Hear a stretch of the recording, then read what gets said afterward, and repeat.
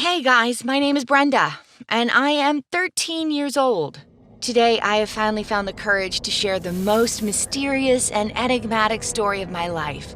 Have you ever had any really weird things happen to you? Like things you could not quite explain? So it all started when my family moved to a small town in Tennessee. I was very excited about going to this much praised school and to start all over in a new place. It seemed like nothing could go wrong, but it actually did. My classmates were very nice. They showed me around and I became acquainted with everyone, except Aiden. He was horrifying. He was silent and distant, and he just gave me a quick look, but it made me feel really uncomfortable. I asked my new friends about him, and they told me he was just a weirdo. Nobody got along with him, and that wasn't unusual. They also said that he collected strange things and never let anyone touch the bag where he kept all his stuff. To tell the truth, I used to be really into any kind of mysticism at that time, so I got really intrigued. And then my classmates had a reckless idea. They wanted to steal Aiden's bag and look to see what was in there. That was the plan. They were supposed to distract him, and I had to grab his bag. And that's what we did, but it didn't work out properly. Aiden noticed me taking the bag and became furious. He screamed, yelled, and even cursed me. I got so scared that I ran away as fast as I could. I was running without looking back, but heard him cry out something like, "You're going to regret this!" And soon afterward, everyone was looking at the contents of the bag with an unnatural interest and horror. There were things like rocks, feathers, dry branches, and even dead birds and the remains of dead cats. I was mortified and kept my distance. I was sure that Aiden would not stand for this. But nothing bad happened the next day or the day after, so I thought the story was over, but no such luck. One day, there was a knock at our door. It was some strange woman. She said she was our neighbor and came to just say hi to the new tenants. She even brought a cake. So my mom went to the kitchen to grab plates, and I stayed with this woman all alone. She was frightening and attractive at the same time. She was staring at me and then suddenly asked me if I could get her a glass of water. But when I came back with the glass, the room was empty. The woman was gone. My mom came back with tea and cake and asked me what had happened, but I didn't know what to say. We were both very surprised. What urgent business could have made our guest leave without saying goodbye? Then I looked at the chair where she was sitting and saw a book. I opened it and couldn't believe my own eyes. It was a spell book or something. There were a lot of strange pictures and symbols in it. I took it and snuck into my room. It was absolutely fantastic. I spent hours looking through that book, and then I found a folded note in between the pages. It said, "If you want to know more, just let me know." I was dying of curiosity. The woman told us where she lived, but I didn't have the courage to just go to her house. Then, the next Sunday morning, when I was leaving for the supermarket, I saw the woman standing on the corner. I guess I didn't realize what I was actually doing, but I went up to her with my legs shaking and breathed out, "I want to know more." She smiled at me and told me to meet her at a small shed in the nearby woods. Of course, I didn't say anything to my mom about what I was doing. She never appreciated my interests in the mystic. But all this was far too intriguing to resist. I went to the shed at the appointed time, and the woman was waiting for me. It seemed I had entered into a witch's house.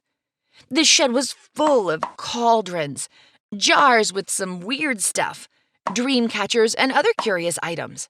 This woman started to tell me stories and explain the meanings of the pictures and symbols in the book she had left for me.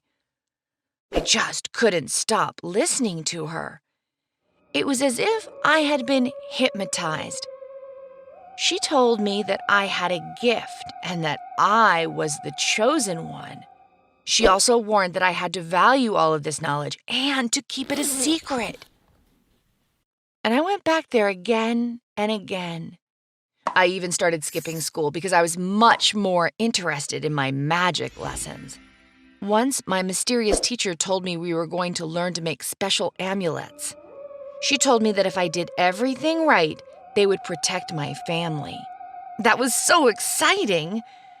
After we made the amulets, I had to bring them home and hide them in the furthest corners of our house. So I did, and the results came quickly. I started noticing that my family was facing little unpleasant fails, like every single day, one thing after another. My mom would burn my dad's breakfast every morning. My dad's boots came apart when he was late for work. I opened a door and broke the handle. One night, I woke up because I heard some weird noise. My mom and dad were shouting and running around the house. They both seemed very worried.